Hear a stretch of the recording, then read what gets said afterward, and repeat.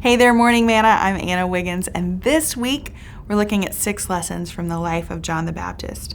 Yesterday we saw that John lived his life with an expectation of meeting Jesus, and then that was rewarded. He got to baptize Jesus and hear the Father say, "This is my Son in whom I'm well pleased." He heard that affirmation of Jesus, the Messiah. But today, I want to look at how John responded when Jesus wasn't exactly what he expected. In Matthew chapter 11, we see that Jesus is out and he's been talking and teaching his disciples.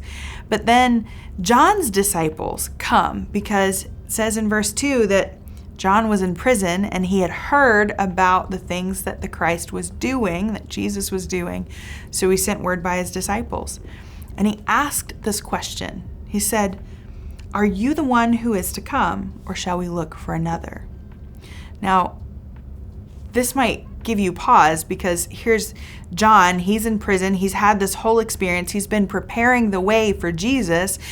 He's had this experience where he's actually participated in part of Jesus' ministry.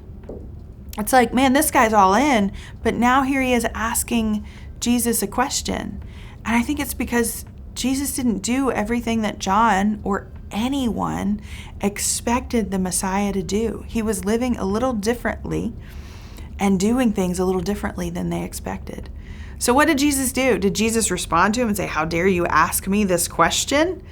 No. In verse 4, it says, "And Jesus answered them, 'Go and tell John what you hear and see. The blind receive their sight, and the lame walk. Lepers are cleansed, and the deaf hear, and the dead are raised, and the poor have good news preached to them. And blessed is the one who is not offended by me.'" I wonder if that last line, "blessed is the one who's not offended by me," was just that extra little message to John saying, hey, I know this isn't exactly what you expected, but you're blessed when you have faith and are not offended by the way that the kingdom is being advanced here. What I love about this so much is that when John had doubt, he didn't question Jesus, but he went to the Lord. He went to Jesus for understanding. How many times in our lives have we experienced the presence of God?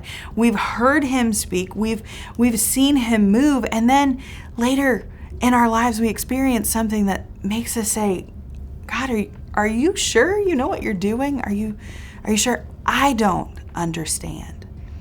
We can turn to Jesus with our questions. We can turn to him for understanding. In fact, that's the only place we should turn. He welcomes our questions. He wants to speak to us. He wants to give us understanding, and he wants our faith to be built up as we learn and lean into him. I'll see you tomorrow.